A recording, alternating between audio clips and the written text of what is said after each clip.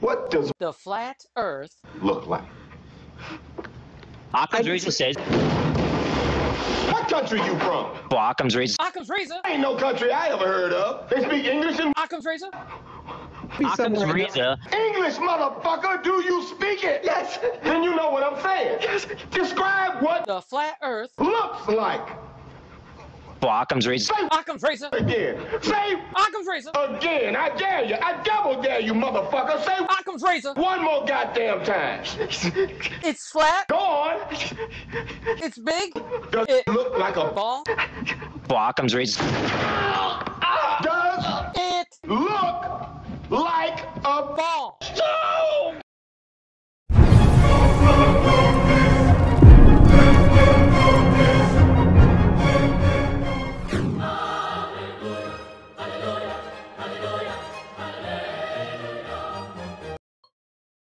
Another brilliant piece done by Jamie. Absolutely brilliant. Thank you, Wotan, for lending your voice to that little gem. Welcome to NonSequitur. We have an interesting discussion about to take place. Two very controversial figures here. I'm just kidding, guys. I'm just kidding. John is cuddly like a teddy bear. Hello, Steve. Hello, Occam's razor. Occam's razor. Say it one more time. Motherfucker. I'm just kidding, don't. Just kidding. Don't. Anyway, welcome, guys. Tonight we're going to be talking about anti-theism. Is it rational to hold the position and be a anti-theist? Quick shout out to the anti-theist haters in the live chat. Dean, I saw you. White Engine, welcome. Hopefully we can raise that blood pressure just a little bit tonight. We're going to go through like we always do and look at what we have coming up for the next couple of days. Starting with tomorrow, I am about 90% sure that Rick will not be with us, only because I have not heard from him. I was holding out until the end of our streams tonight.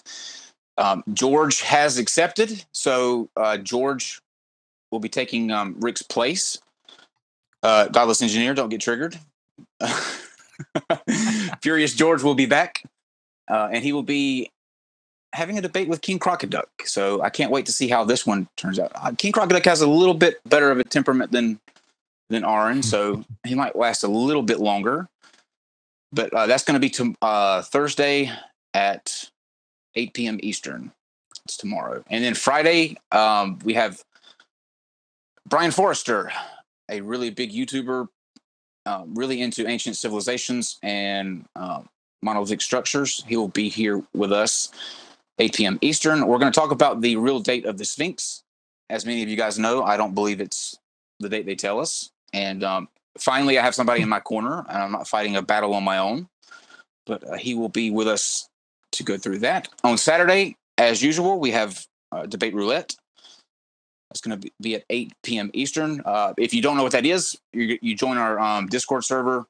We spin a wheel with various topics on the wheel, and then you guys vote. And we take a person from group 1 and a person from group 2 and bring you in, and you debate in a kind of a smaller format than what you usually see on here. But they've been great thus far. Well, I take that back. Last week, it just wasn't a debate roulette kind of night. Hopefully, people will come with some stances this time. What were the topics, Steve, that we couldn't get anybody to vote on? Was it triangles? They didn't want to do the existence of triangles, colors. The abortion didn't really go over, and what was the other one? It was a real good one too. Yeah, and it was one I thought would have been fascinating. Did we have a sovereign citizen one? Was that what it was? I can't remember. I don't know. There was some good topics, but yeah, we couldn't find the opposition. Yeah. But hopefully this week will be different. So join us on Saturday at 8 for that. Okay. Well, let's get straight away into it then, gentlemen. I'm going to let you guys introduce yourselves. I know that Friended's got a opening statement. Godless Engineer is going to go Maverick style and off the cuff. So let's start with FriendedForever. Introduce yourself plug your channel, and then when you're ready, you can go straight into your argument. My name's Adam. My channel is FriendedForever. I have another channel, Think Club, and I'm a YouTuber. Been at it for, I guess I've been on YouTube for a couple of years now. So you want me to do my opening statement now, or were you doing? Oh yeah. Okay. Okay. Let's do Godless Engineer's channel real quick. Yeah, that seems better. Yeah. Okay. Go ahead. I'm the Godless Engineer, and I have a channel that I've been doing for a few years now. Only been serious about it the last couple of years, and I cover a wide range of topics on there, from mythicism all the way to flat Earth bullshittery. And I hope that anybody that's not subscribed to me will definitely go and check me out. And I believe before Adam begins that from this point on, we all agreed that we will refer to each other as Skull Crusher and what was the Lolcow. So we're good with that still. Yeah, Lolcow. Yeah, got you. Well, wait, here's the thing. Here's the fun part. No, wait. Here's the fun part. We're not going to tell the audience which one is which. So one of these guys is Lolcow. The other one's Skull Crusher. No. You guys figure out I honestly, first of all, I am Skull Crusher, and I feel I'm putting Godless Engineer at a grave disadvantage if I am Skull Crusher and he is Lolcow. Like we need to at least even up the. I mean, I said Taserface, and he seems. Yeah, there's no poisoning the well going on at the moment, is there? Yeah, exactly. His only super move is that he cannot be tipped over. Well, that's good. Oh, come on. Cow tipping. Okay, let's get serious then. I'm not that much of a city boy. I know what cow tipping is. Okay. Adam, whenever you're ready, you can present. So first of all, I want to thank.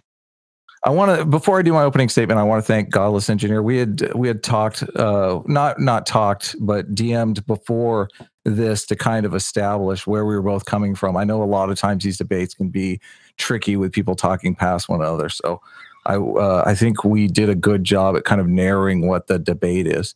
So I have an opening statement that kind of, go ahead. You want to say something? Well, yeah. Well, I mean, I was wanting to kind of actually specify what we're talking about, because the title of the stream today is it rational to what crap? Hold on. I've only got the chat. I don't have the actual. Let me deliver my opening statement. My opening statement covers that, I believe, and frames my point. So, and then you can do an opening statement responding to that. And if you have any disagreement with my opening statement, then you can clarify your position. Okay, that's fine. Is that good? So let me just read my opening statement. I am a terrible reader, so I apologize in advance for my dyslexia. So let me see here. So in recent years, there's been a lot of empirical study done on the evolutionary origins of religion. We know the likely psychological origins of religion, the evolutionary purpose of religion, and the moral psychology driving religiosity. This research has greatly illuminated our understanding of both religion and politics, but I don't see anti-theists incorporating much of this research into their thinking. We live in a world now where Christian apologists like Inspiring Philosophy are debating anti-theists like Matt Dillahunty, and it's the Christians who are citing evidence-based peer-reviewed studies, while the anti-theists are appealing to personal experience and anecdote. While speaking with Godless Engineer preparing for this debate, GE expressed a disdain for evidence-based studies, labeling this research an appeal to authority. Have anti-theists become so hostile to the idea of religion that scientific evidence-based inquiry is now considered an appeal to authority fallacy? This debate is on the rationality behind the anti-theist position. If we as atheists are arguing for the use of logic, reason, and evidence, and are duty bound by an obligation to stick to the facts, it is imperative that we focus on making all of our claims accountable to evidence. In light of our current evidence-based scholarship, it appears religious institutions evolved for the same reason secular institutions evolved, to facilitate group cooperation and to provide a sense of existential security in the face of tragedy and human suffering. These cultural institutions co-evolved with humans by a process evolutionary biologists call gene culture coevolution. It is this understanding of religion as a group unifying institution that I'll be arguing for tonight. I'll be arguing that the anti-theist position is irrational based on the grounds many of the anti-theist claims about the natural world are unsubstantiated by scientific evidence. At its heart, anti-theism seems based on a universalist assumption that A, an agreed upon understanding of the world is more important than human flourishing, and B, people across the board, despite the overwhelming evidence to the contrary, can be universally taught to adopt an untested ethical system based solely on their own personal ethical musings. Ethical systems serve a purpose. They evolve to facilitate peaceful cooperation between huge numbers of individuals with competing interests. These evolved ethical systems work with our biology to create gigantic global-wide communities. To believe we can successfully replace these institutions with secular institutions designed around personal anecdote and some fictitious concept of human nature is not only irrational, but it's dangerous. Dun, dun, dun. Okay, thanks, Skull Crusher. All right. Locale? That's so unfair. That's so unfair. Hey, you know, I didn't give myself that name. It was given by Friended, so that's why I decided to use it. I apologize for that, and I deleted the tweet.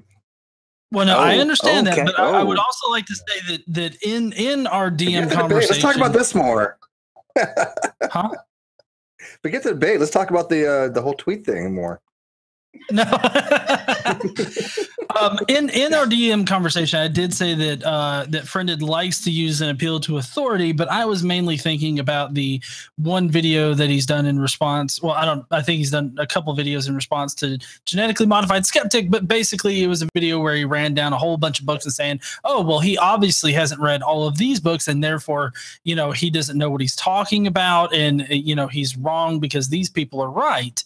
And while I'm fine with you agreeing with those people and those books and those ideas, you have to understand from my perspective and from an outside perspective, it looks like an appeal to authority because you're calling on these authorities and saying, oh, look, these people are right, he's wrong because these people have these degrees or have this kind of authority in whatever kind of field. So, I mean, it just on the surface, it looked like an appeal to authority to me, and I still feel on some sense that it was an appeal to authority. But in the same DM conversation, I did say that it's very important to have scientific research to back up assertions that I may have. So that's why I found a number of studies. I think 2 is what I provided to him that I could find, given my limited amount of time to actually go and find them.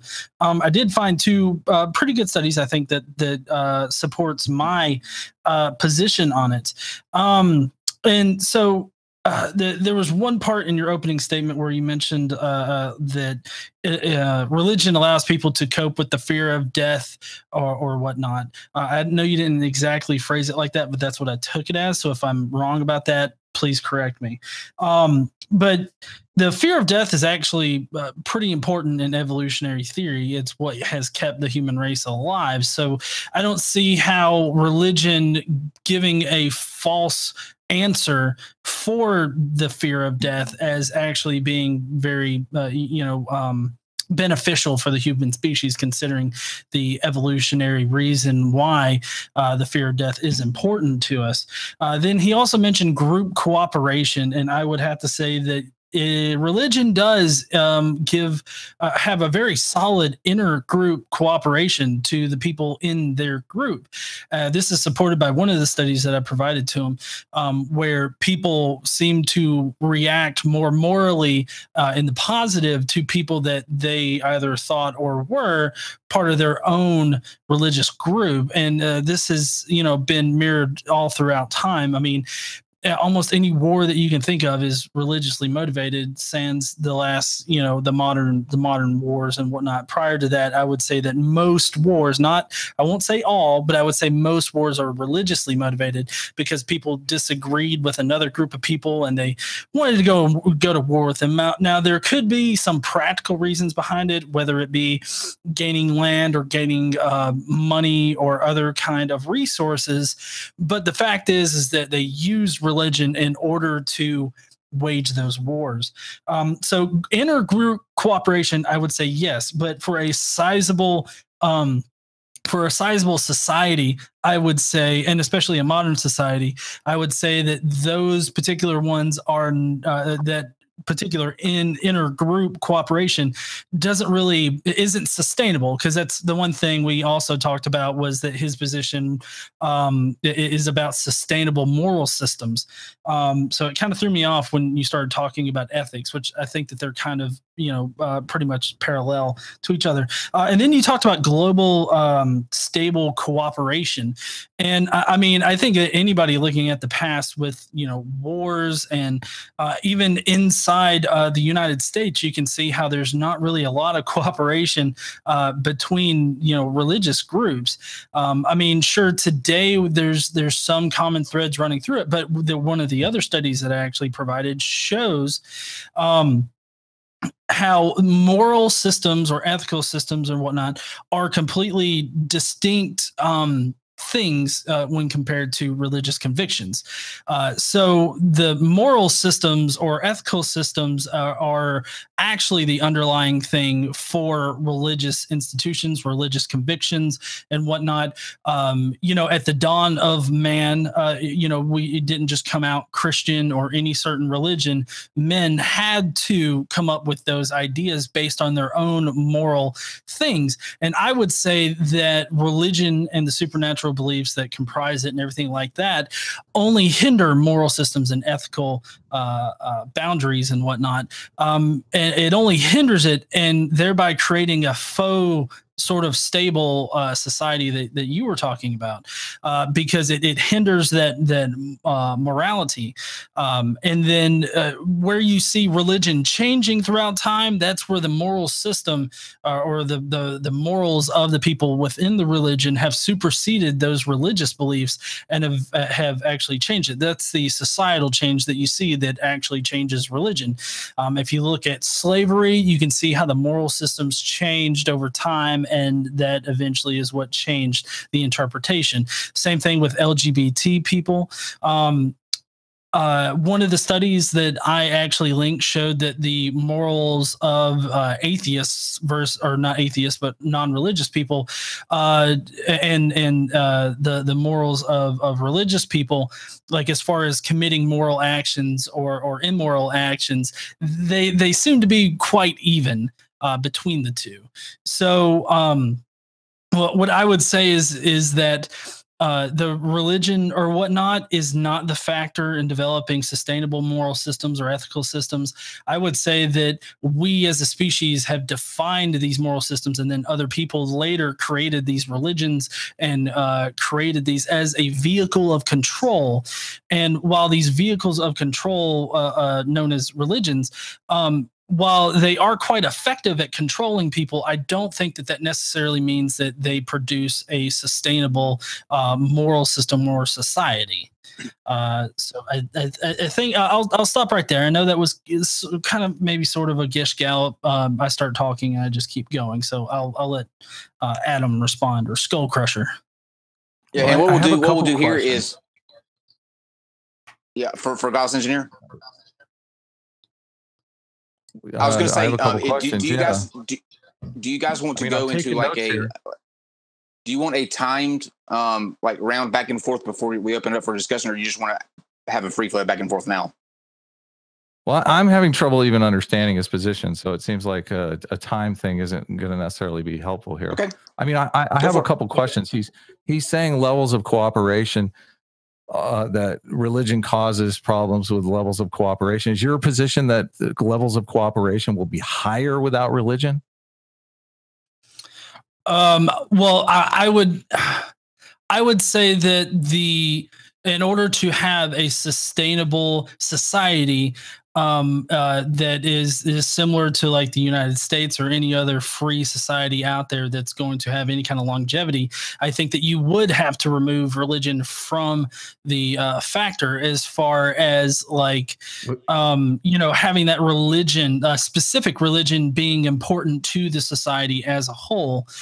Because even within the Christian community, you have multiple different interpretations of the Bible. If you were to look at France at one point in time, when they were a Catholic nation, when the Protestants moved in, they persecuted the Protestants. So that was Christians killing their own kind. And so I don't find that particular model to be very sustainable or very, what did you say? Giving for the flourishing of human people or human animals, whatever. Well, just empirically, Christianity is going on 2,000 years here of sustainability. Like, what empirical evidence do you have? I mean, the United States of America has lasted 200 years. So Christianity's beat the United States of America in sustained by 10 times. I'm sorry, go ahead. So, I mean, you're saying that the religion doesn't have a sustainability, but I think if you just look at the evidence, that overwhelmingly the sustainability is there. Okay. I mean, these institutions have outlasted world governments. The Roman Catholic Church was around long before the United States of America. I mean, if I was going to bet, I would bet that the Roman Catholic Church will outlast the United States of America, if past is prologue. So just something to think about. Let's move on to ethics. I mentioned a bunch of ethics. So, and in your statement, you said something to the effect of ethics. Well, let me just ask you, where do your ethics come from? Your moral compass, whatever you want. Where does my moral compass come from? I would say that my moral compass is a product of how my parents raised me and the environment that I'm in and the experiences that I've had up until this point. Okay. So do we need ethics? I think we're in agreement there that we need some kind of ethical system. Oh, I think an ethical or moral system is, as far as being in a social species like we are, I think it's very important. Yes. Yeah, well, there's definitely nihilists that you'll debate that say we don't need ethics. Like, we all just do our own thing. So I assumed we were on the same page with ethics. Now, you're saying your ethics, are those ethics embodied, or I mean, it sounds like you're saying that there's kind of this intuitive process where your ethics came from. I mean, if your parents gave you your ethics, where did they get them? Well, I mean, they would have gotten their ethics from their parents, and I mean, I think I can see that you're leading into the fact that everybody in the past has been religious in some way, and that's where they got their ethics from, right? No, not necessarily. I'm just saying that ethics are somewhat embodied. My argument and the argument, I think, of the evidence, and we still need to go back and touch up the appeal to authority. You made a charge in the beginning that I was appealing to authority. All the books that I mentioned in that video are evidence-based books. They're making evidence-based arguments, and I could care less about the guys making the argument. I will chuck them out like yesterday's trash if the evidence does not support their argument. So I'm appealing to the evidence. I think we're both on the same page there. So the embodiment of your ethics are somewhat biological. Would you agree or disagree? Well, I mean, I would agree because, biology is what kind of dictates, how I think and what I think about things. But I guess short answer, yes, I think that our ethics, moral systems are biological.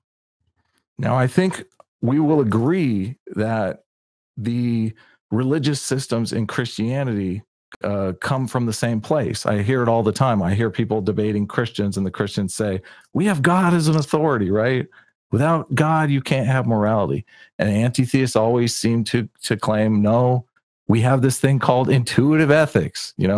We all have a moral compass. Christopher Hitchens has argued that we all have a moral compass. So my question though is that why is a ethical system that somebody can just sit down and dream up based off of their own feelings, their own intuitive ethical musings, or perhaps the intuitive ethical musings of their parents passed down to them, or their parents' passed down to them, or however these things develop, and think that that ethical system is going to be better than an ethical system that has been through this iterated development process over generations, which in effect is what Christianity is. Christianity is going on 2,000 years of iterated development cycles. And I would make an argument, like constantly anti-theists are claiming that Christianity doesn't change over time, but Christianity has changed a lot over time. You mentioned slavery. Well, it was the Underground Railroad driven by Christians who decided we're going to change Christianity. And we don't like those parts of the Bible that are condoning slavery. So we are in effect going to cherry pick different verses and change Christianity. So what I see in a lot of the anti-theist side is they're saying the Bible is nonsense, which I have some sympathy to that argument. I think a lot of our culture is embodied in our traditions and whatnot. But I don't understand how anti-theists aren't just cherry picking their morality from a larger data set, because they are not constricted by the Bible. They're allowed to go to Google and pick their morality from anywhere they want. So it just seems like that ethical system, just randomly dreamed up on the fly, I don't understand how that is going to be a better way to structure society than something that's been tested by evolution. Okay. Well, I would say that that's actually not how our modern society is structured, by just thinking up a moral system and, kind of running with it. I mean, you realize that, I'm assuming that you live in America. I mean, we have a government then in which we elect people to, and we set our own laws and whatnot based on our own moral systems.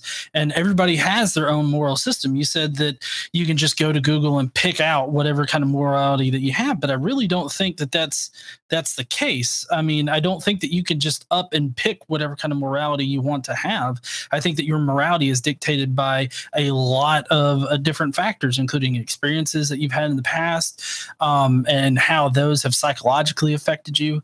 I think that you can't pick a decision that doesn't naturally come to you.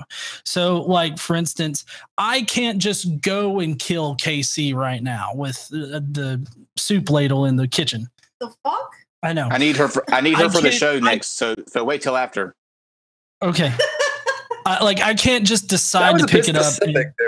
Godless engineer, have you been planning something or? No, I haven't. I'm just giving an example. Okay. What is stopping you? Yeah. What is stopping you? And I'm sure we could dream up scenarios where you would want to kill your wife. We're not married. Okay. No, your girlfriend. I'm sure that we're imaginative enough to think up situations where you would want to kill somebody.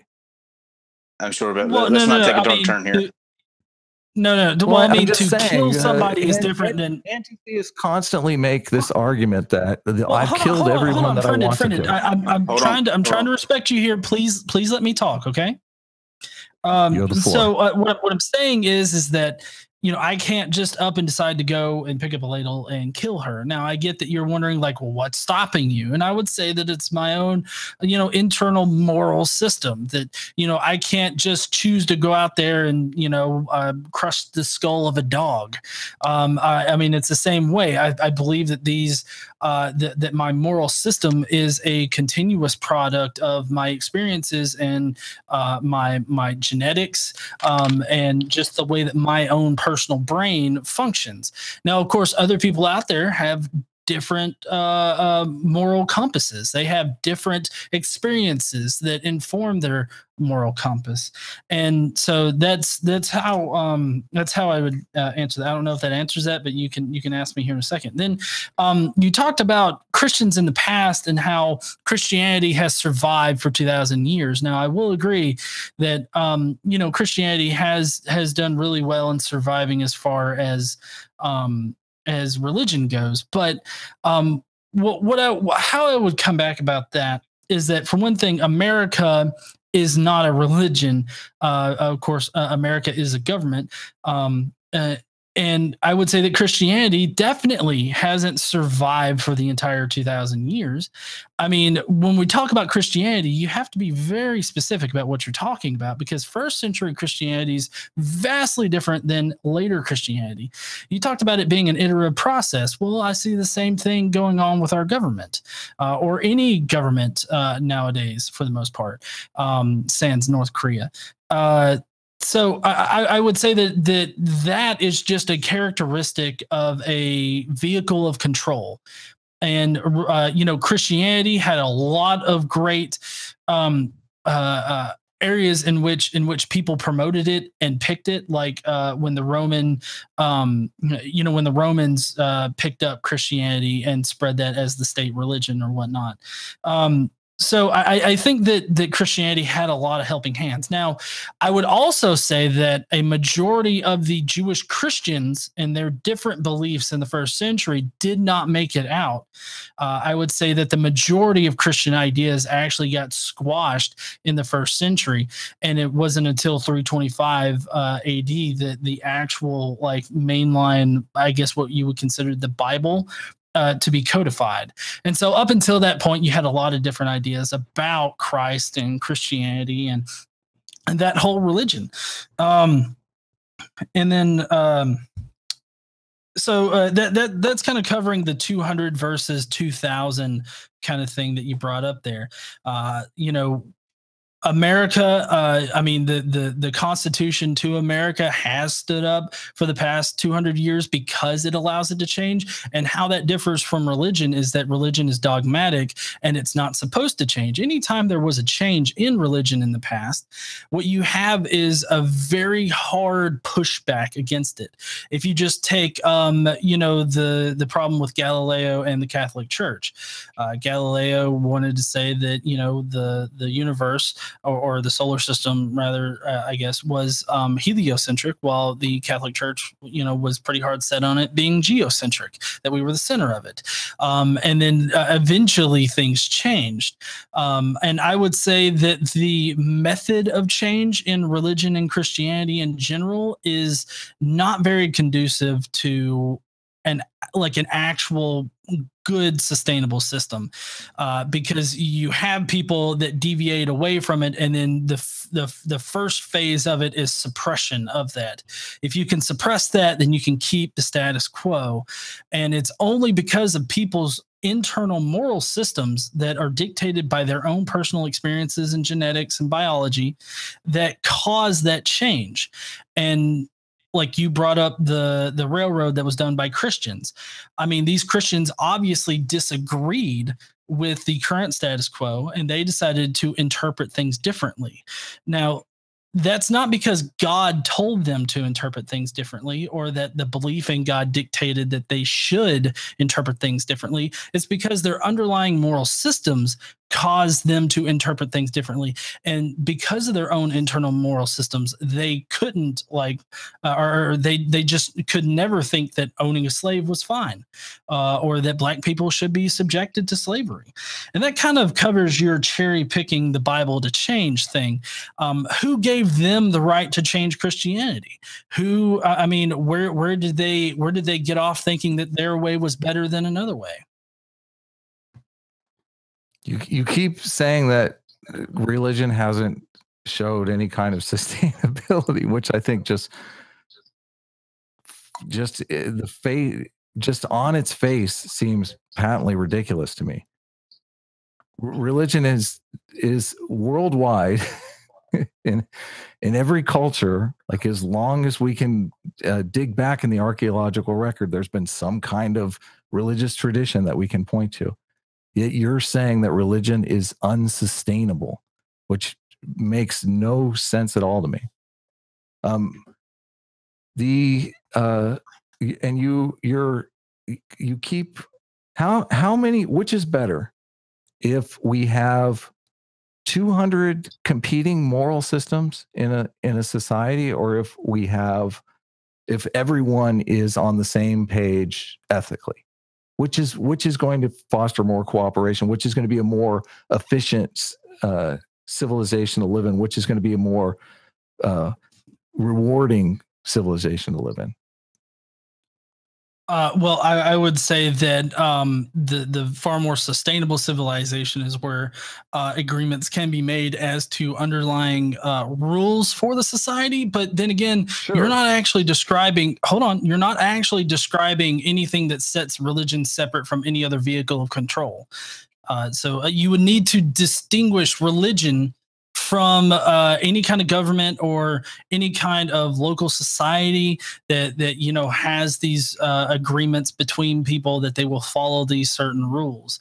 I think that what I'm missing here is what distinguishes religion from just another vehicle of control. What do you mean by vehicle of control? I mean, there is a lot of people use religion as a way to order their lives, as a way to add meaning to their lives, as a way to feel purpose. So you obviously see it as a vehicle of control, of some kind of authoritarian oppression. But to look at it, I don't see how people are. One of the luxuries that we have in the United States is we have the freedom of religion. So the first obstacle of any religion is to get people to adopt it, right? Matt Dillahunty's out there trying to sell secular humanism. I don't know how many secular humanists there are on the planet. I don't know how many of them. I'm sure there's a conference or anything, but I'd be willing to bet, without even looking at the evidence, that Christianity has far more numbers than secular humanism. So that means people want to adopt it. Now, if you're only looking at religion as some kind of vehicle of control, some kind of jackboot on the neck of its membership, I don't see how that logically makes sense, because they're adopting it of their own free will. Do you have any evidence for this hypothesis that religion was cooked up by some nefarious elite to control the population?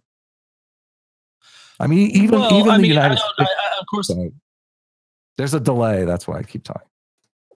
Okay. Well, I mean, of course, I don't have a study or anything like that directly points to where religion came from. I mean, obviously, we can't know like who first came up with like religion in general. I mean, obviously, we have very old religions that exist, and of course, those are all bullshit too. But I would like to clarify a few things about religion being unsustainable. What I was talking about there is that religion, as far as like being bigger than just the single group that it is not sustainable. Like as far as like, if, like, for instance, I go back to France when the Protestant movement was starting to form in France. The Catholics were persecuting them, killing them, and everything like that. And so that's why I say that as far as like a vehicle of control, which I'll get to here in a second, it's not sustainable. Not that the religious belief in general isn't sustainable. That's not what I'm talking about. I'm talking about as a vehicle of control. And I mean, I thought that was kind of the debate that you were wanting to have is that. And what I mean by vehicle is just an abstraction that I'm trying to use here.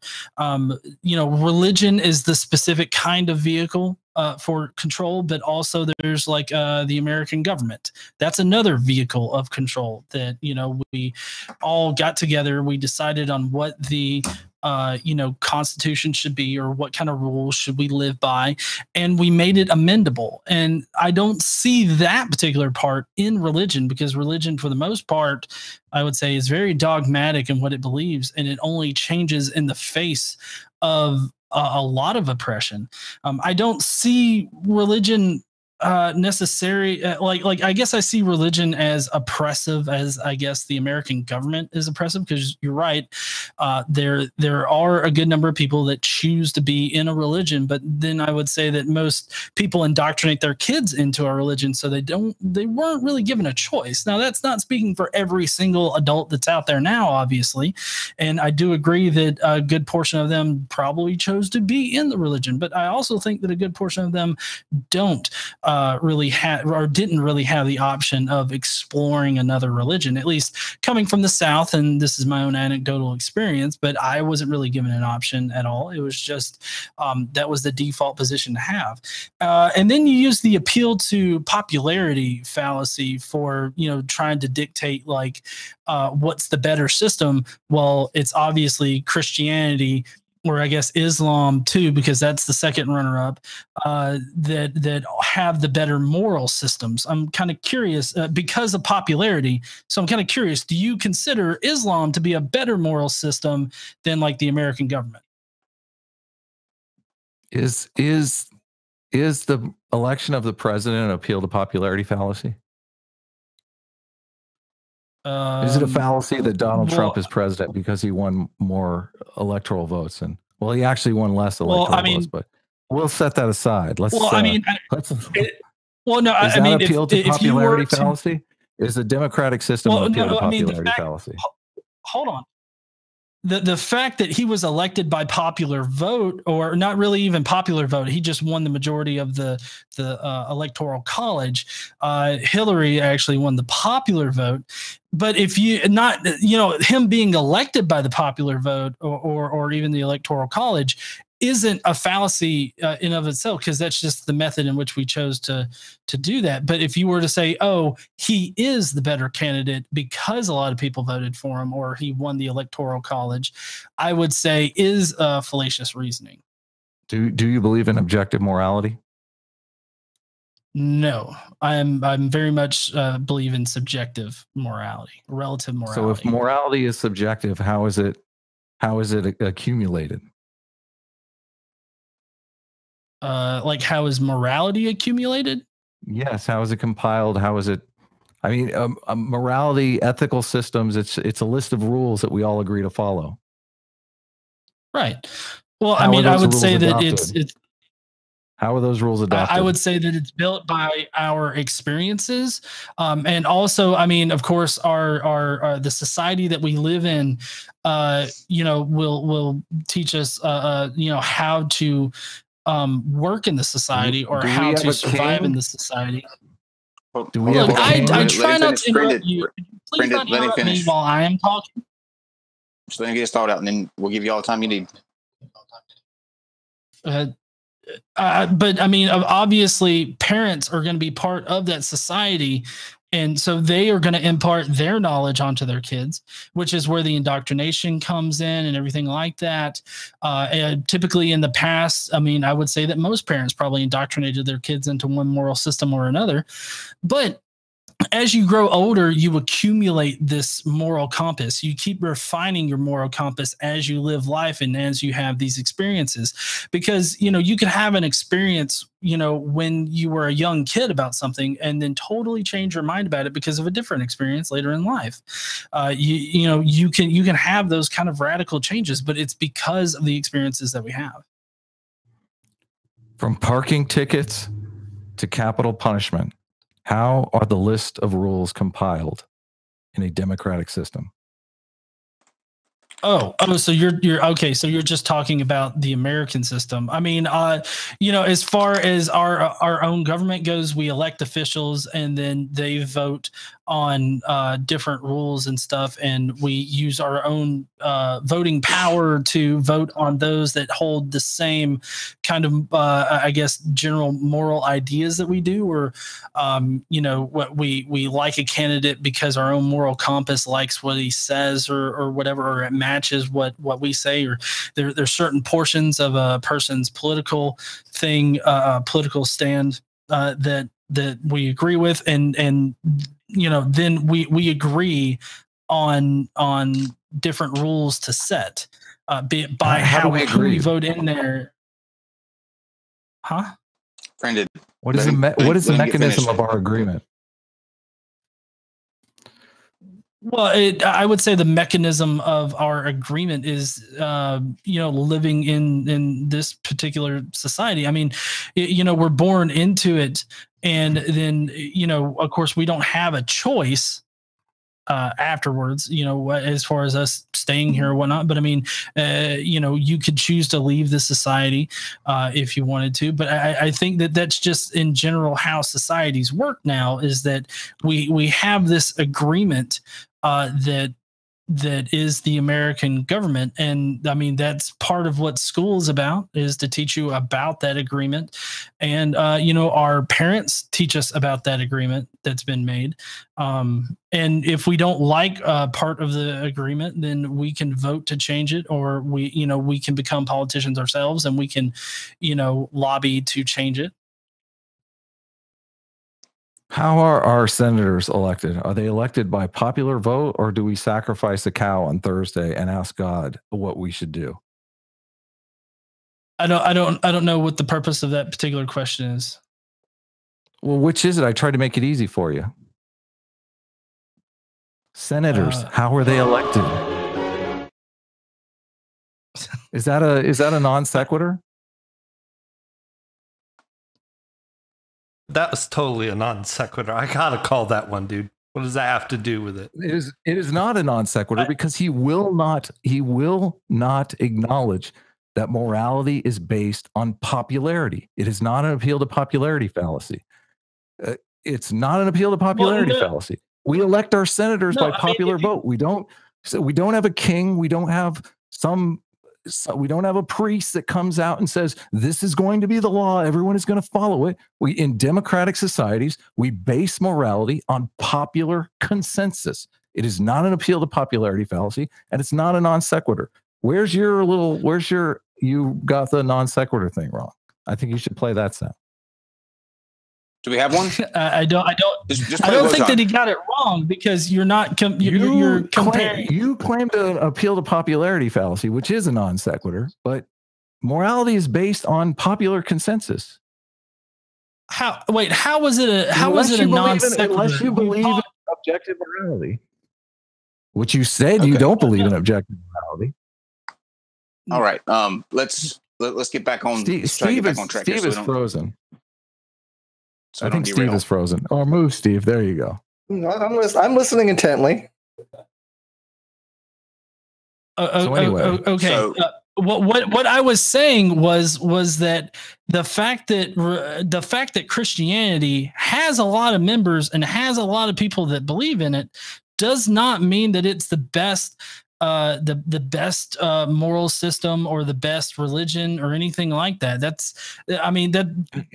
not comparable. That's why it's a non sequitur. Now, to say that any one candidate is the best candidate because he got the popular vote is still a appeal to popularity. But the method in which we choose to select senators is not an appeal to popularity. That's just the method in which we use to select them. It's not fallacious to select them that way, because that's what we chose, or that's what people voted for and chose. If you were to use that in order to reason that he is the best candidate, that would be fallacious reasoning. This is the second time I've had to reiterate this. So I don't understand. I don't know if I need to say it a different way. Maybe I need to stand on my head and, I don't know, put on a tutu or something. You can do that actually. I've said this is the second time I've had to say that. Adam? Okay. Well, morality is adopted by consensus. It's rather obvious.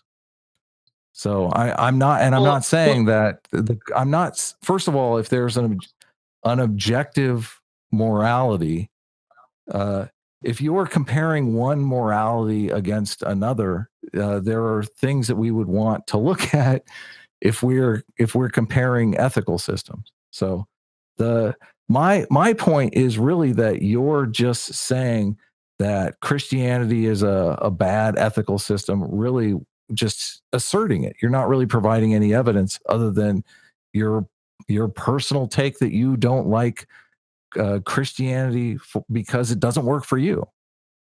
Like it's one thing to say that Christianity is an ethical system that doesn't work for me. It's a completely different thing to say that you think Christianity is an ethical system that's hurting society. That's a harmful system. That we should take away Christianity as an ethical system and substitute ethical system X based on, I don't know, what are you basing your ethical system on? Your own personal feelings? I mean, I'm also saying that the appeal to popularity fallacy is pointless here, because whatever ethical system you have has to, in order to get multiple people to adopt it of their own free will. I mean, the government analogy is nice and everything, but the reason why the government works is because people don't have to adopt it of their own free will. We marshal a bunch of guys together and we give them guns, and we say, if anyone breaks these rules, go get them and throw them in jail. The ethical systems around religion and Christianity is more about how we interact with one another in more mundane ways, in more everyday ways. Obviously, murder is something most people agree on, but there's plenty of places where we disagree as far as ethical systems go. Okay.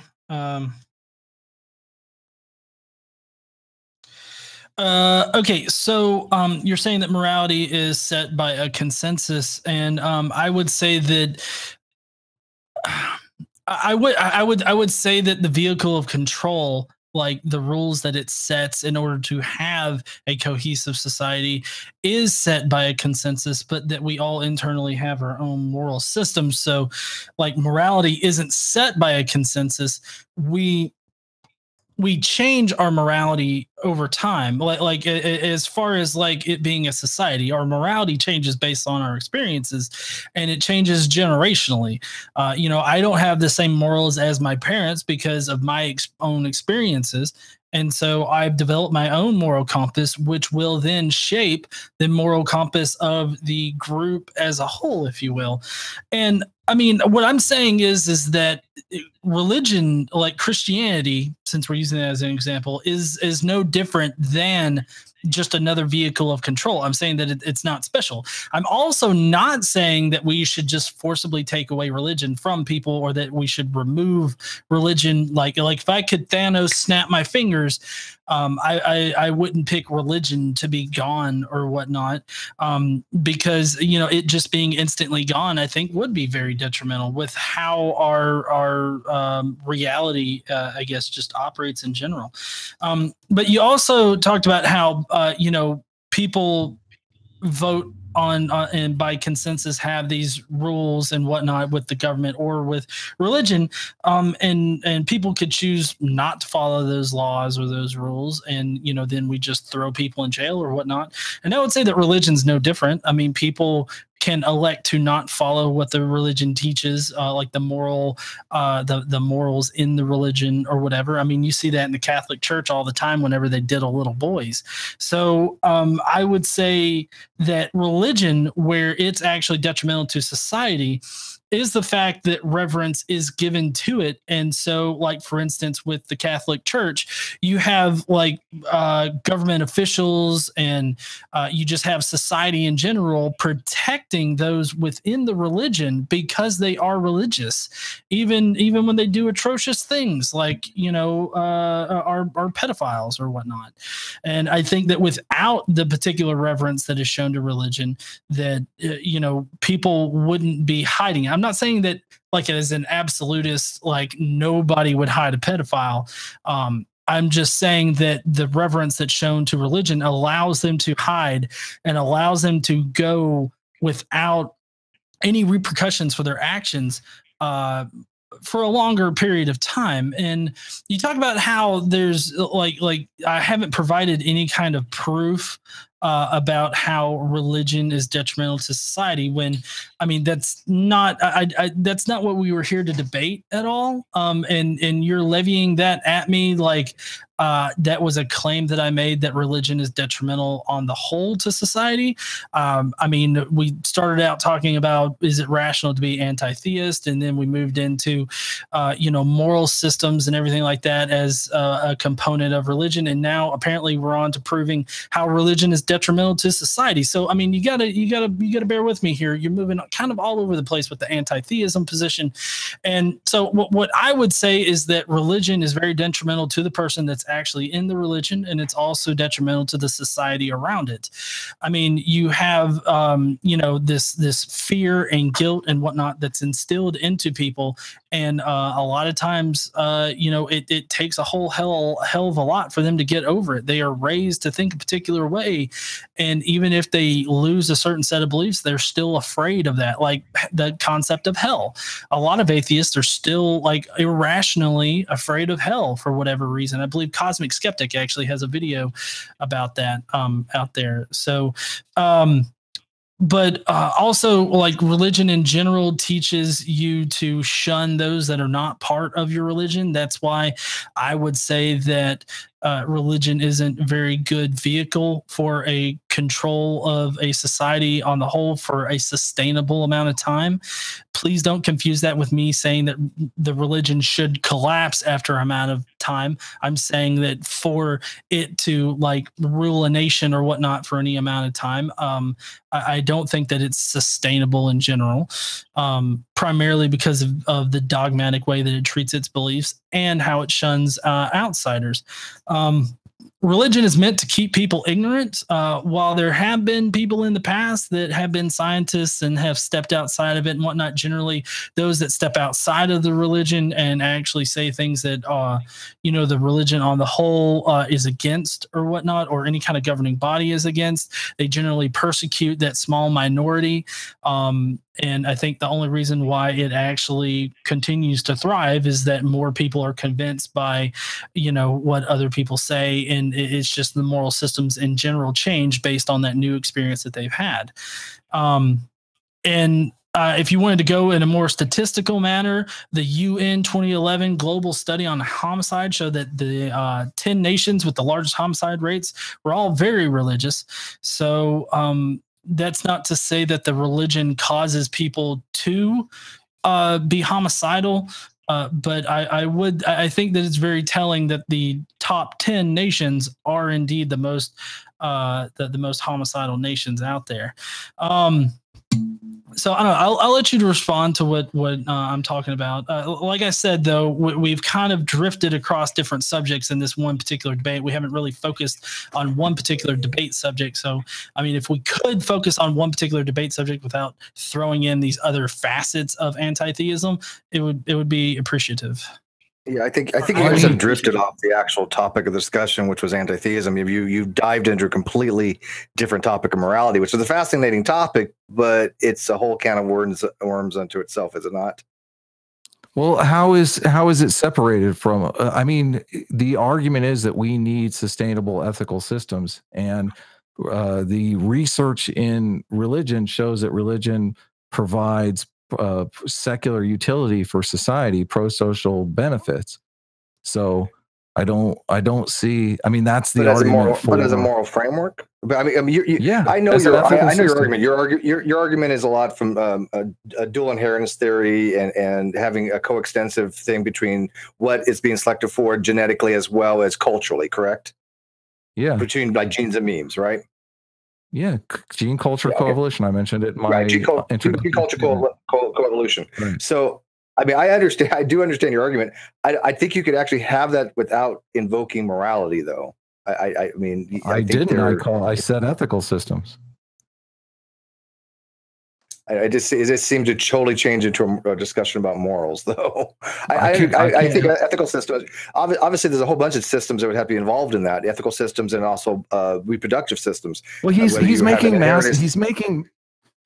massive claims here without any empirical evidence whatsoever. He just said religion is meant to keep people ignorant. Like, what's your evidence for that?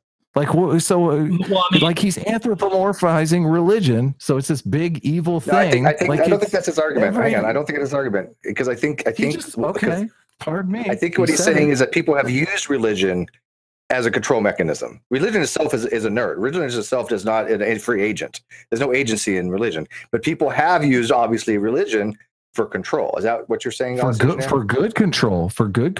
Yes. To elicit pro-social. I think that sword applies both ways. There's clearly negative ramifications. Are you against pro-social behavior? Do you think pro-social behavior is a bad thing?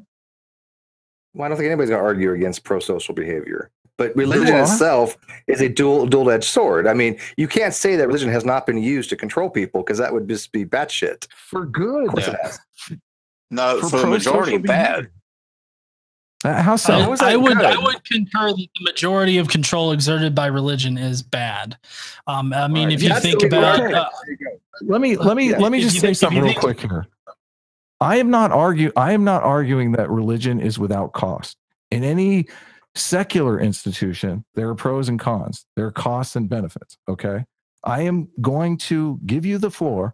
And I assume you're going to mention every single area of corruption involved in religion. I give you all of those.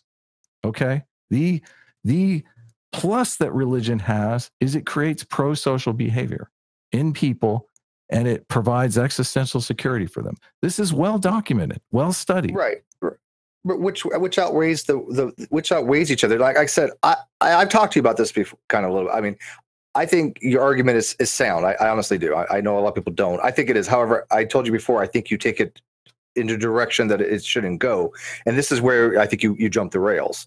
Because even though there's a lot of studies and Darwin and Harris and other things along these lines of cultural biological coevolution, I think it's impossible for you to say with a straight face that religion as a whole has been more of a benefit to control society than a detriment. Based upon historical record. First of all, I'm arguing you're the ones making these bold-faced assertions. I'm not making any assertions. What assertion am I making? The anti-theist position is. I'm not an anti-theist. Okay, so let's get the anti-theist position. First of all, I'm in this debate to argue against that the anti-theist position, the position that the world would be hearts and unicorns without religion, is irrational. That's what I'm here to debate. I'm not saying religion is great. I'm admitting religion has pro-social benefits. I think those are well documented. I think the evidence supports that. I'm not appealing to any scientific. I'm not appealing to some science or the Pope says so. I think there's been plenty of studies that corroborate this. So. But I'm just here saying, go ahead, son.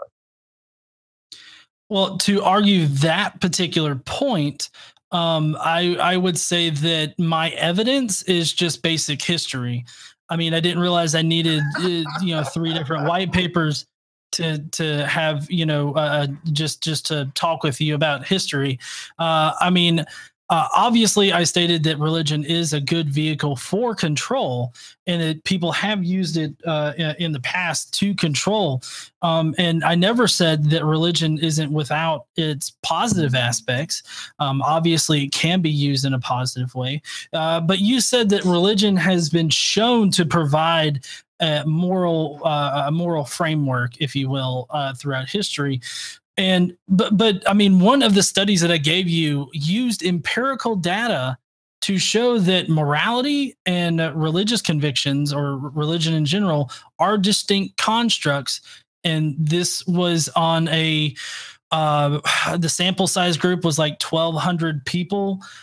I mean, I'm just saying that you're acting like I'm making these assertions without any kind of evidence to back them up, but yet I have basic history like with how the French Catholics, were killing the Protestants and suppressing them and whatnot. There's also how this nation came to be founded in general, because we left the England or whatnot to come over here and colonize it and basically steal it away from the Native Americans.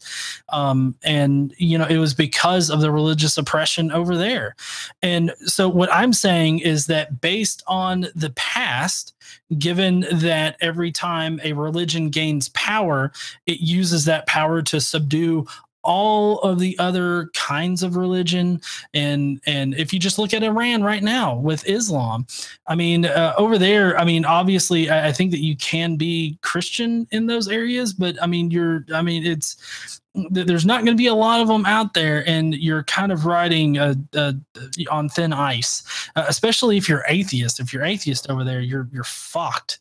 But to say that religion in general, Christianity, Islam, whatever, provides good control over these societies, I think is really negating a lot of the basic history that we know about religion and how it's affected the way that world governments have operated, the way countries have sprung up, the way conflicts have gone down.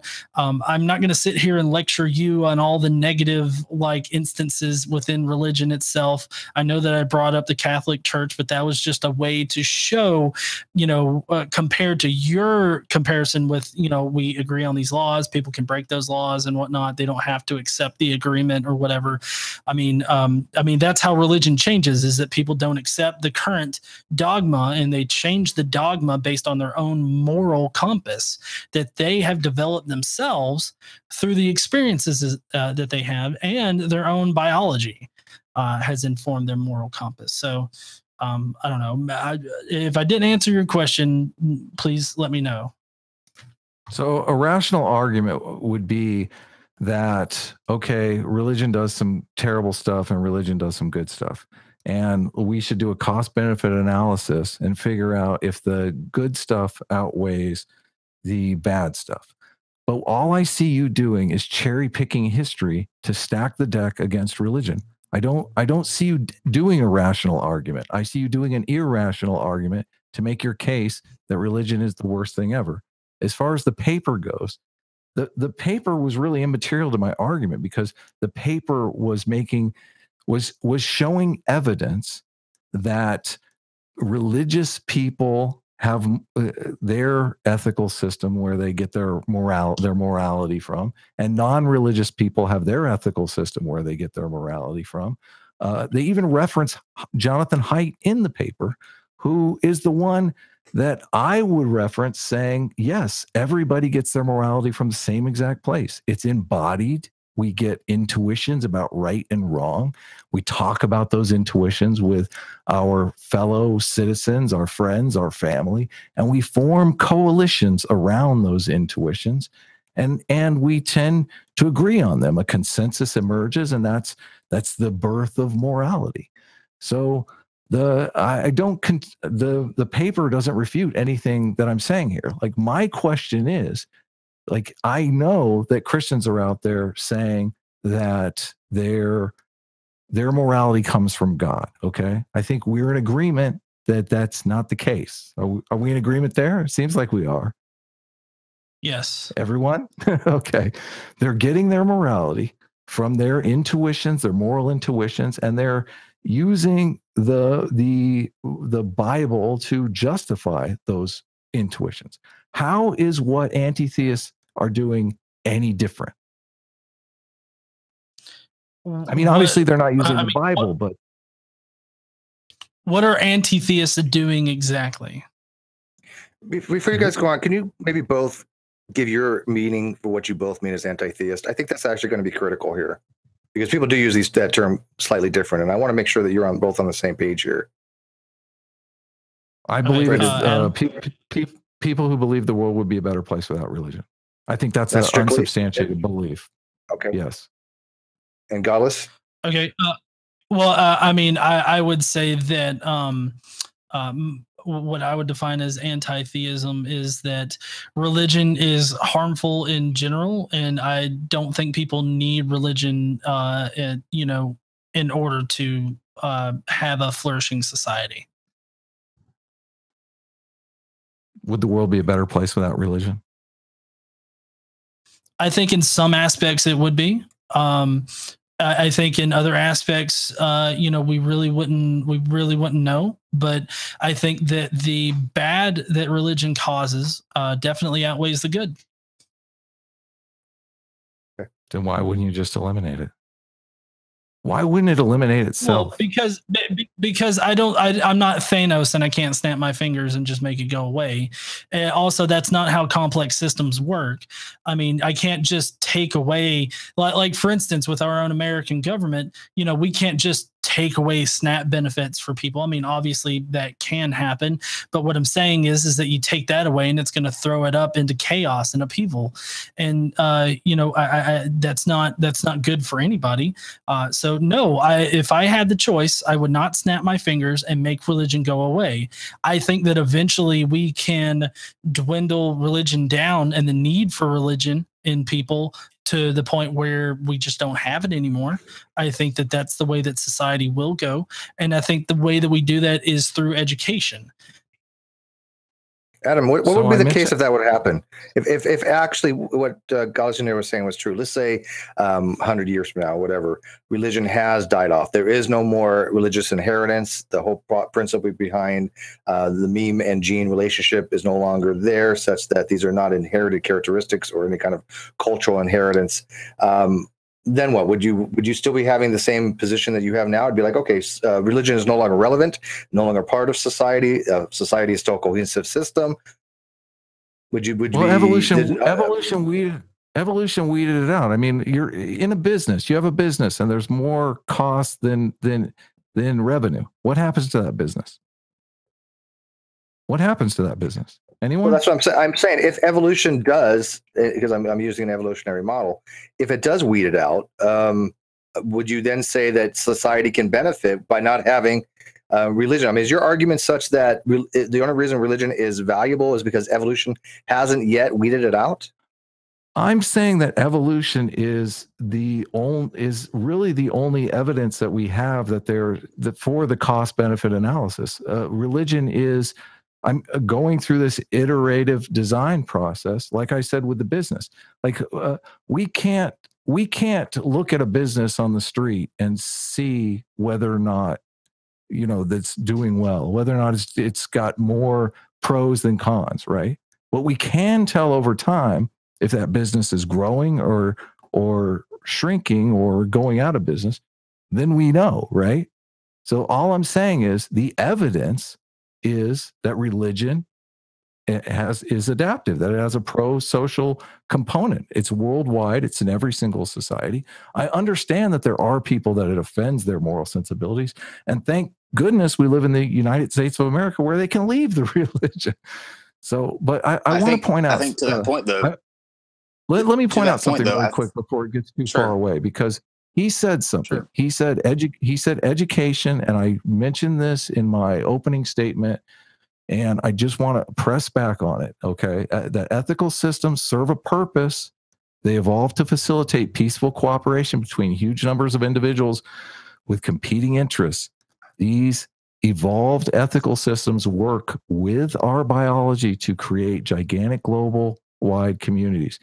To believe we can successfully replace these institutions with secular institutions designed by personal anecdote and some fictitious concept of human nature that we can teach people, as he's saying, to adopt the anti-theist ethical system, which it is an ethical system. It's like in order to get people to adopt. I think it's happening organically, though. I think it's happening. Really? Would you agree with that, Adam? Do you think it's happening organically? Yeah. Do you see religion going down? Hold on. Can I have the debate? Listen. Yes, we're going to give it back to you, but yeah, go ahead. I'm sorry that it got Godless engineer. Yeah, exactly. But I think it is happening organically. Go ahead, Godless engineer. But look at the numbers, though. Like all we have is the numbers. I am okay. So what are the how many? Somebody look it up. How many secular humanists are there in the world? Towards the end, why does that matter? But let Godless there get is back a on that. popularity contest going on. This is how ethical systems work. If a community if people don't become members of the community, what happens to the community? There's a very good book called Bowling Alone that talks about this. If people don't join the group, what happens to the group? If nobody joins the Boy Scouts ever again, what happens to the Boy Scouts? Well, yeah, I mean, they would die off, but I mean, you're totally negating the fact that people with their own moral systems will, like, if that particular group doesn't, become successful, another group then it was similar but different things will indeed surface, and they could they could survive. 100% agreement. And what criteria is that survival based on? Well, no, you're really conflating here with having a lot of numbers to being the answer or being the best. And I feel like that's your fundamental. Let me fucking finish.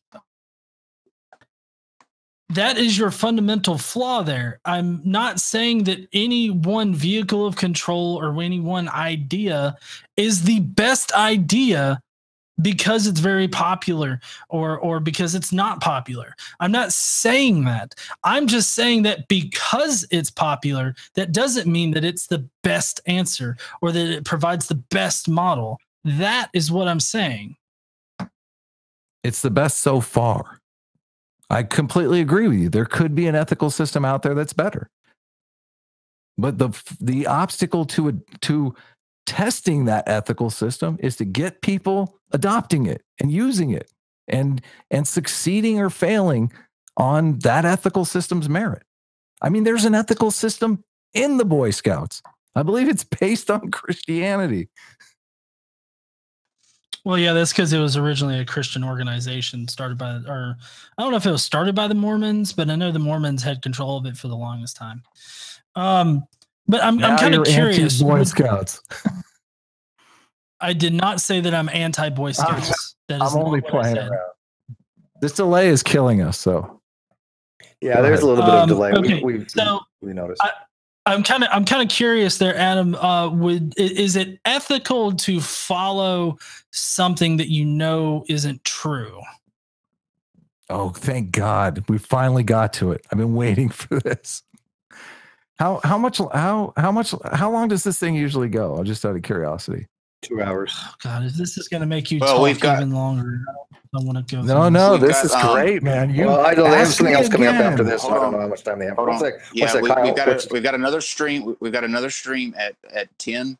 So we're going to go about 25 more minutes so that we have enough time to switch. Okay, perfect.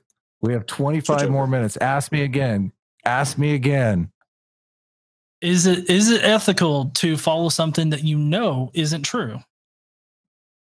Well, that depends, don't you think? I mean, it really depends upon the outcome, doesn't it? Are you appealing to consequentialism? What would appeal to consequentialism be? What do you mean by that? The outcome? You're going to have universalism or utilitarianism or consequentialism, where the benefit of it being moral is if it maximizes the happiest for the most amount of people, or the consequences of the actions. That's what it sounds like you're appealing to. Morality is based on the idea that if we act a certain way, we can get positive outcomes. Is it not? I mean, you don't adopt an ethical system. So you adopt an ethical system to get bad outcomes? Well, no, it depends on what ethical theory you're holding to. Are you doing more of a deontic?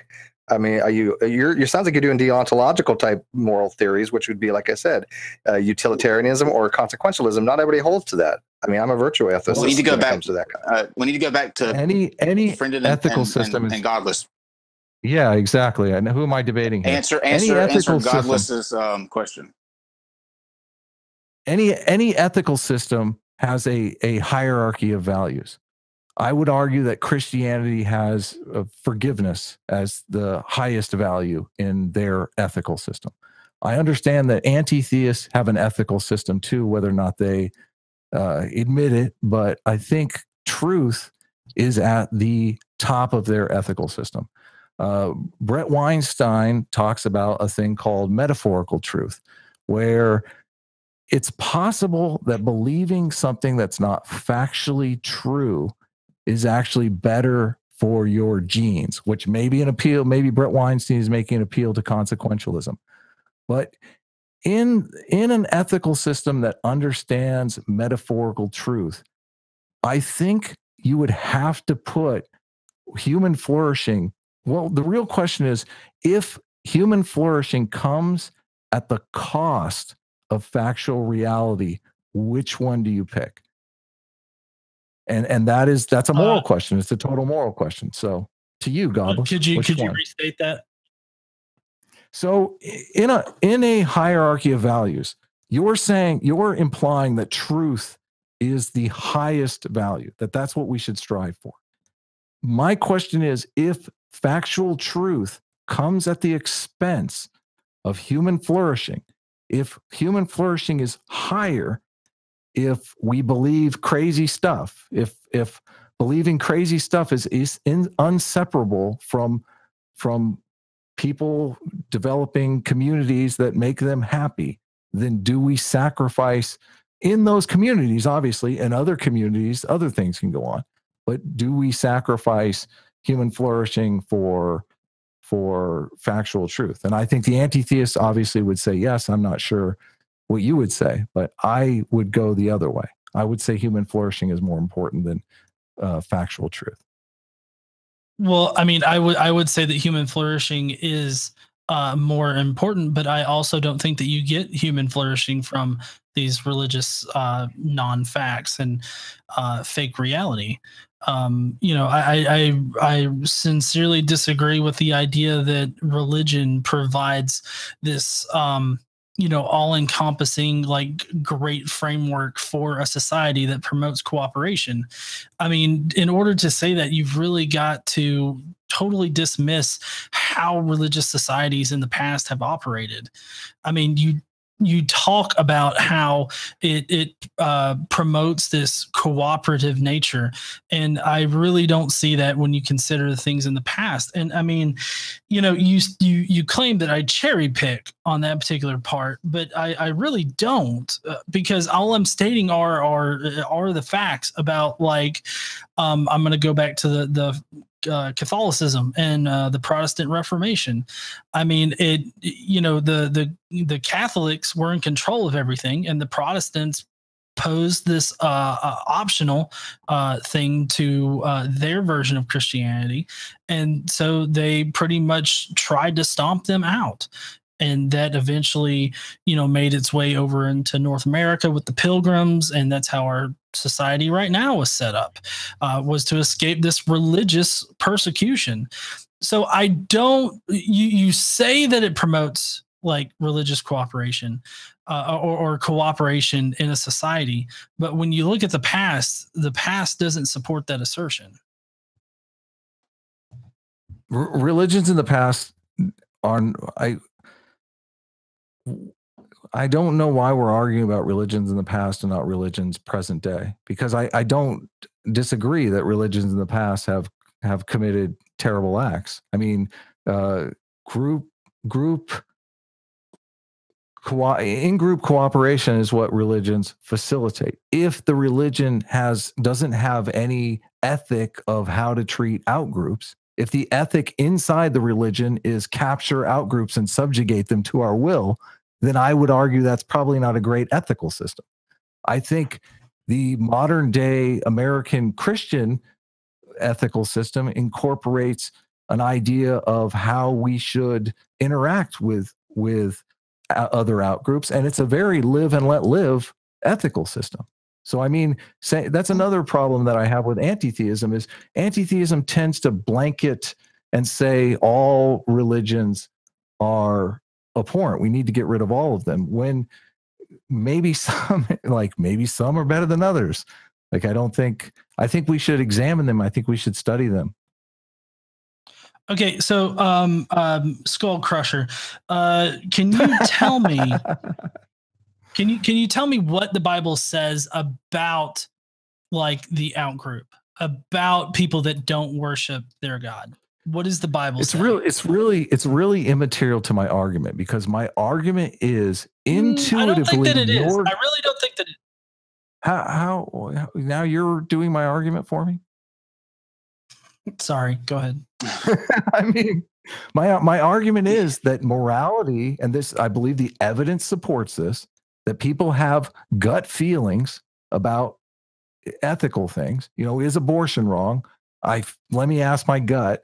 Kind of gross. Yeah, no, it's wrong. And then they go out and they look for evidence to support that gut reaction.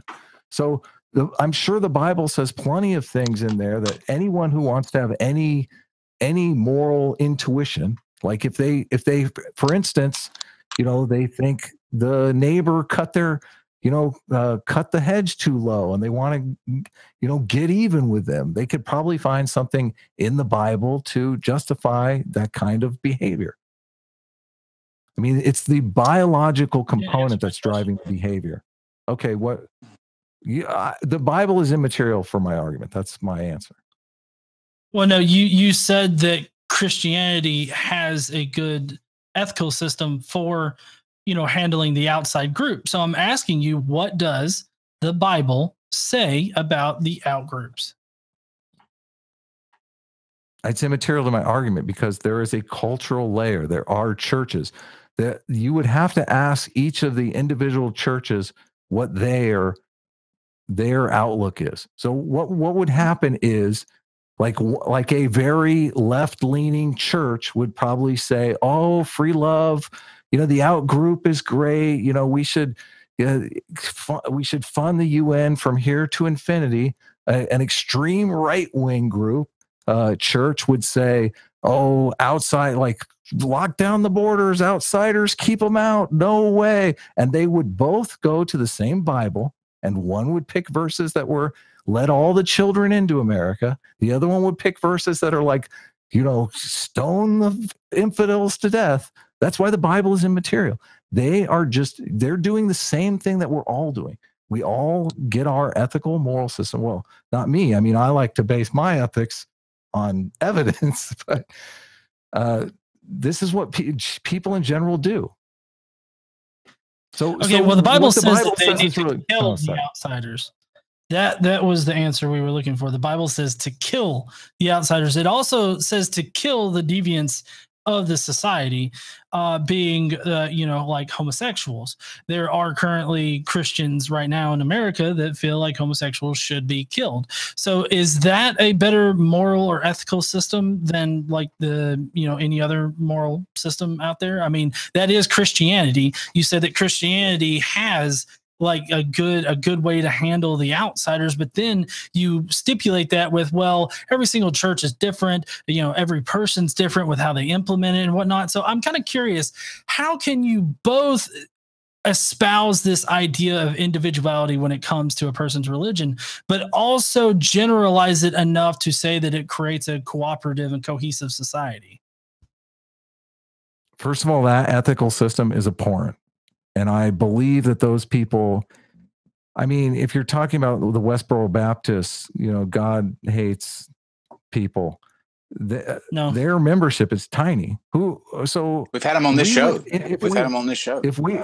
Okay, and I don't deny that there are people who feel that way out there, and the people who feel that way are going to go to the Bible and justify those feelings. I would say that you would have to look at the numbers. And if you're doing any kind of empirical study and you're going to go off of the congregation, I mean, I would much rather see huge megachurches filled with people who are talking about prosperity than huge megachurches filled with people who are talking about get the gays. So, and I think if we looked at the numbers, that it's going really in the direction of, I mean, I'm in California where we have gay priests, we have gay preachers. Like, we've made huge strides in religion being more tolerant. So I think if we continue to take the edge off of religion and only use what is good, then it's a perfect evolutionary process. That's how biological evolution works. Adaptations that are more beneficial to survival and reproduction accumulate, and ones that are detrimental, like hating the out group and going to war and killing them all off, they don't survive. Okay, but John? I still don't see how you're actually like singling out like this religious system versus any other vehicle of control. Also, you said that you'd rather hear the prosperity gospel rather than somebody screaming about killing gays, but the prosperity gospel is actually very detrimental to poverty-stricken areas. They convince old people to give them their life savings. They don't care about the actual people. They only care about the money that they bring. So I would say that is another ethical system within Christianity that wouldn't meet your criteria for promoting a cooperative society, unless you like the society where it's where everybody's poverty stricken except for the priest.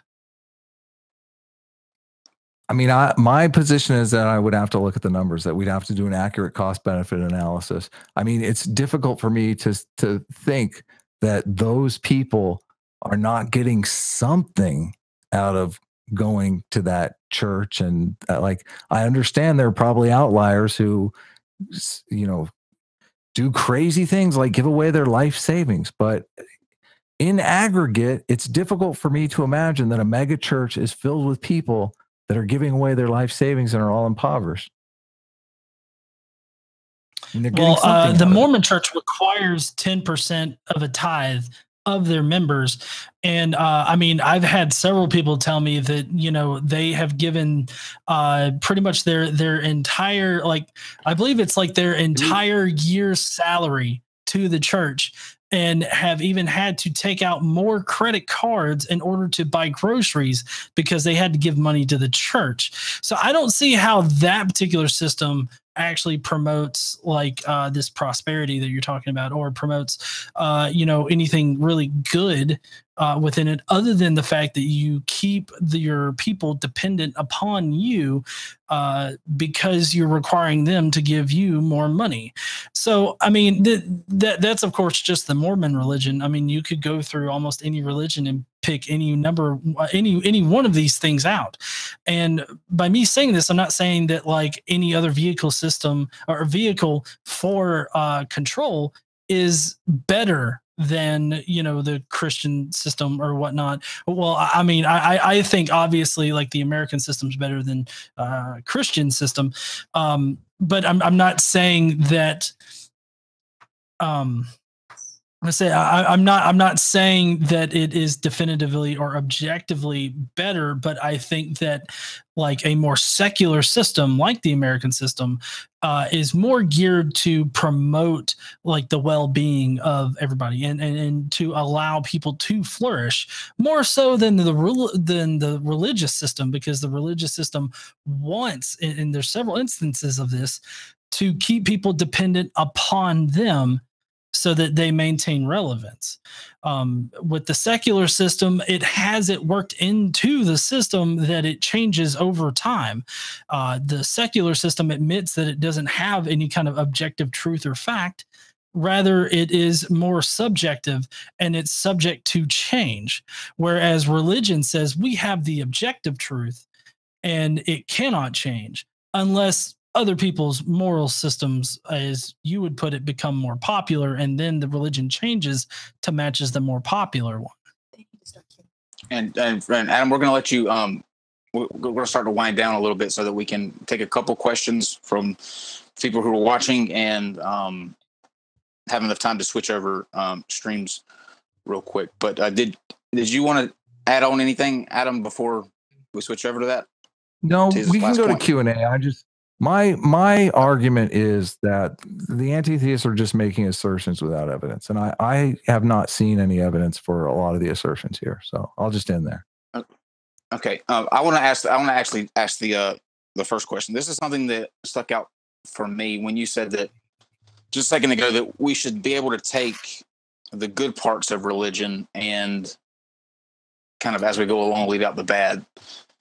If we do that, that kind of takes away from what they base their whole entire religion on.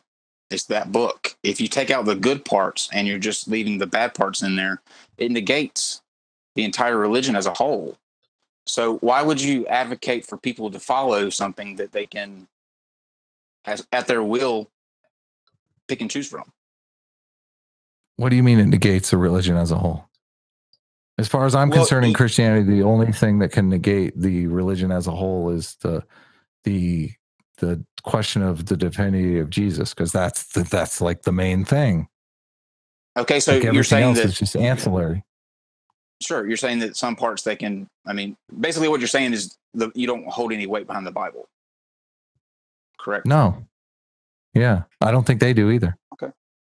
I think the psychological research on this is clear that people, I mean, Jonathan Haidt has done a bunch of experiments where they take people and they ask them moral questions and they give a gut reaction and they try to reason to a different position. But when we're thinking of morality, it's all gut intuition. It's not a rational thing, because there is no rational, like, is abortion right or wrong? There's no rational answer for that. I mean, we tell ourselves that there's a rational answer, but I mean, the goal is just to get to, sorry, we keep the delay. The goal is just to get society on the same page. Do you agree there would be less conflict in society if everyone agreed if everyone was pro-choice? Let's just say if everyone was pro-choice, would society, like, that's one issue we can just take off the table. I mean, yeah, I mean, that goes without saying, but it's interesting there again when you said that you base their religion on the divinity of Jesus. Where are you knowledge of Jesus and how you're supposed to follow him? You're breaking up, so can you restate the question? Sure. Can you hear me now? You said that people, that you don't base it on the Bible, you base it on people's belief in the divinity of Jesus. But where do they get that knowledge from? Or how you're supposed to follow him? More in moral psychology, the idea behind moral psychology is that people in us, we have this ability to make things sacred, which is to imbue them with infinite value. And as a team solidifying operation, we pick something and sacralize that. And that is what the team fights for. And in Christianity, the divinity of Jesus is the thing that they've sacralized. In progressivism, the thing that they've sacralized is fighting for the rights of the oppressed. That's the sacred idea that binds them together in a group. If you get rid of that idea, the group disbands. There's no reason to have the group. So that's why I said the divinity of Jesus is the thing that they've made sacred. But where do they get that from? It can be arbitrary. It can be arbitrary. I mean, they got it obviously from tradition. It's been passed down forever. It emerged. Which is called what? It was an emergent property. But it's written down in a what? It's written down in the Bible. Is that what you're saying? They wrote it down in the Bible. Right. Exactly. That's my entire point. How do you pick and choose which parts are correct? There's a very great book by Robert Wright. It's called The Evolution of God, where he goes through the entire history of Christianity and shows where they pick and choose. There is like the Council of Nicaea where they pick and choose, right? I mean, I think, are we disagreeing? I think we agree. No. Yeah. We surprisingly are on the same page. Steve? Yeah, they pick and choose. Like, welcome to the real world. This is what that's politicians my point, though. Why would you advocate for people for a society based around a religion where people can just decide arbitrarily how they want to follow it? I mean, that's not. Well, that's part of the evolution of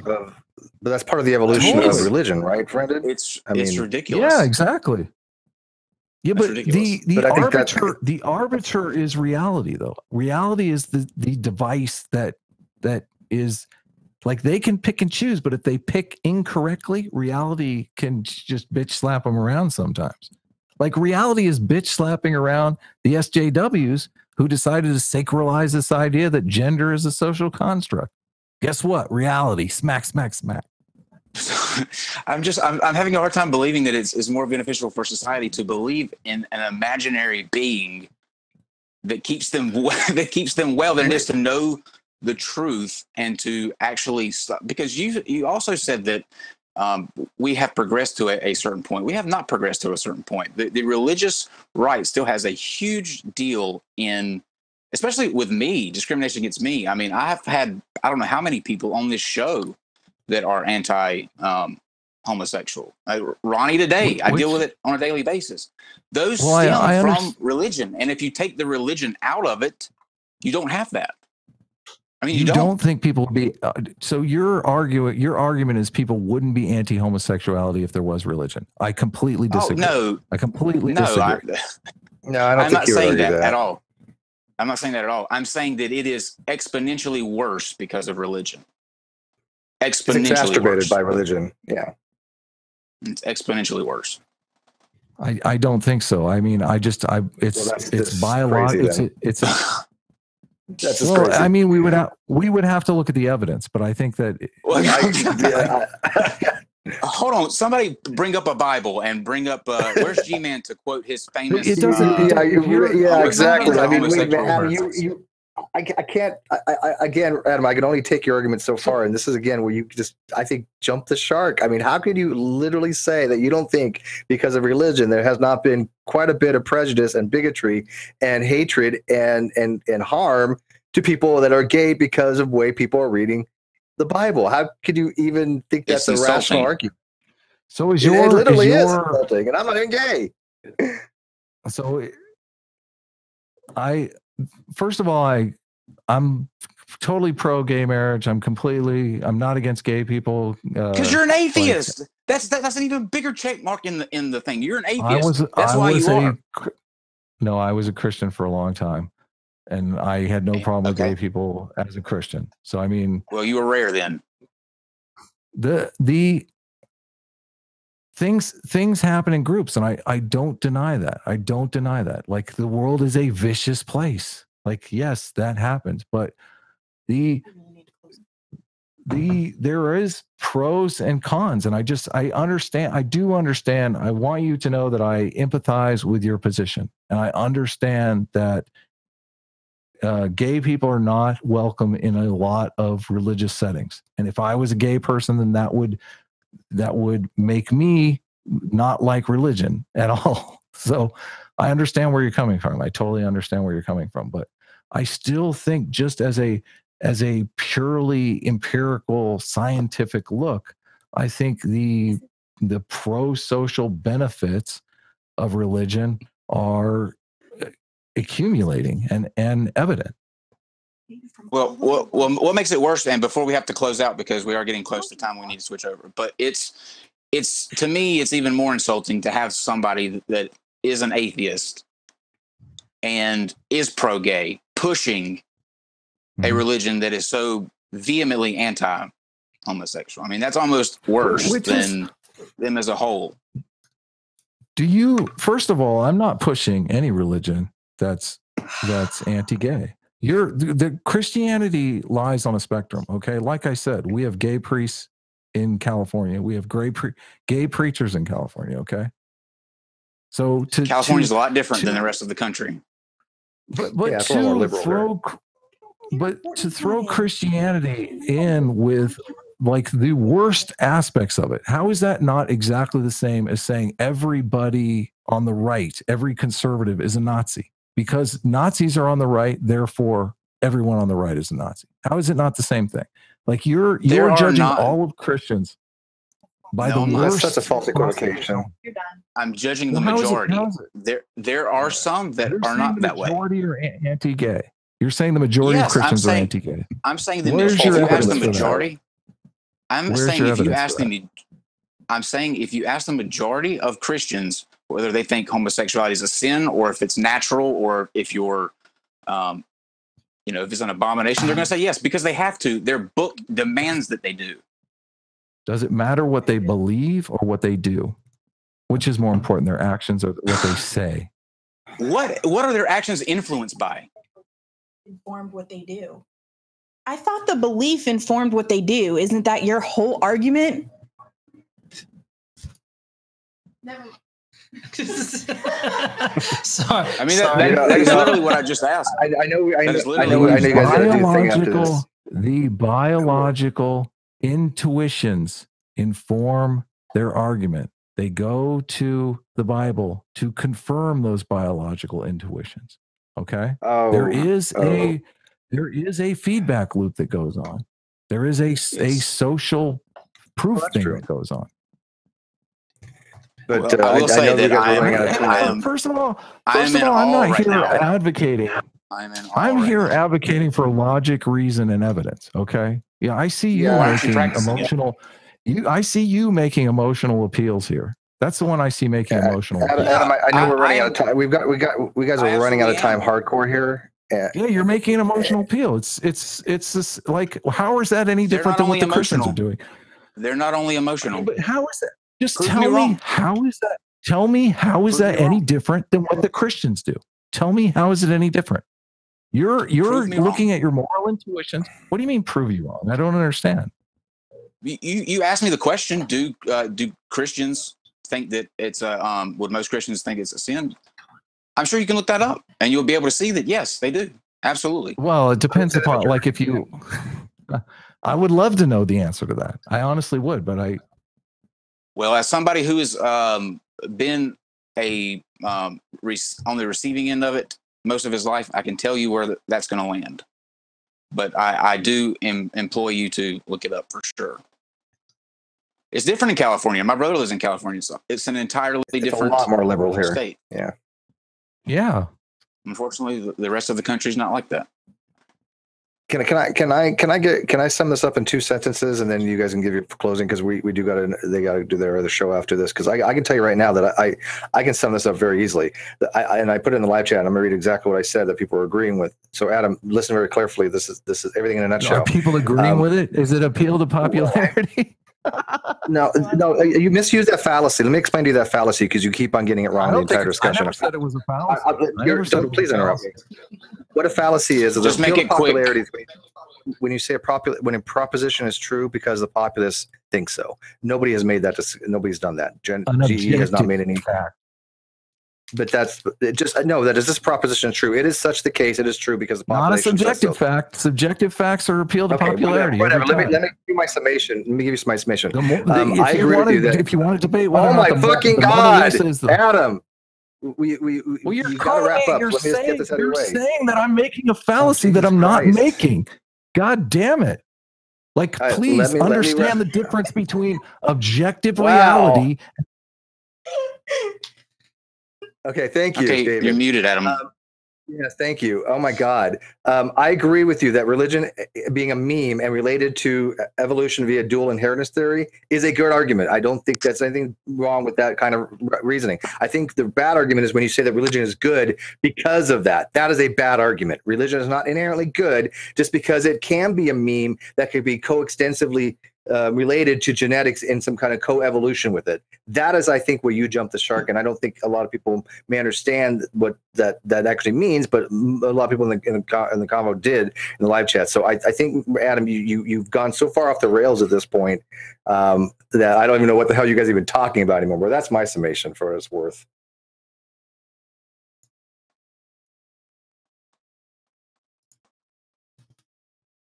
John? Okay, well, we've got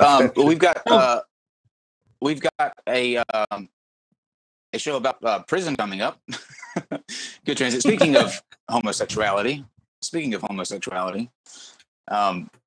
Casey and I will actually just take a transition for probably 10 minutes to set some things up and get that ready. We're going to let these guys close out their statements real quick, and then we will be back in 10 minutes after we close out the show with ideology. So, Gossinger, we'll start with you. Let Adam have the last word, and then we'll see everybody else in about 15 minutes. Okay, well, what I would say to close this out is that I was making the argument that morals or moral systems are distinct constructs other than when compared to religious convictions or constructs. That morals are completely separate from that, and that there are multiple vehicles in which to employ those morals as well as control over society. I don't think that religion is the best system in which human flourishing can be, I guess. I think that religion or Christianity is very restrictive in that sense. I think that it promotes great in-group cooperation, but any deviance or outside forces from that group are not allowed, and it's that's how it's restrictive. Is that it's great for small groups, but on like the whole, and especially in modern society, it is not all that feasible for it to actually control a population. So that's the crux of my argument for what I thought was going to be the debate tonight. Of course, I am an anti-theist, and I think that everybody would be better off without a religion, but I don't think that that needs to be taken away immediately. I think that over time, that religion will eventually die out, whether it's 100 years, 200 years, 300 years, whatever. And I think just eventually with education and all that, it will go away.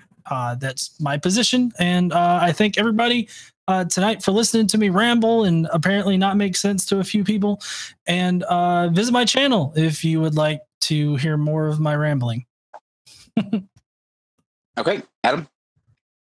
I think religion is an interactive system with the environment. So I think the environment is the thing selecting whether or not religion sticks around or not. So I think if we have a good environment, good secular institutions that provide existential security and low conflict and foster pro-social behavior, I think religion wanes in that environment. I think if the environment becomes hostile and people are forced to hunker down, I think religion becomes more advantageous in that environment. So I'm completely apathetic to religion. I want to examine it from a scientific perspective, and I think that's the best way that we can determine what is good about religion and what can be changed.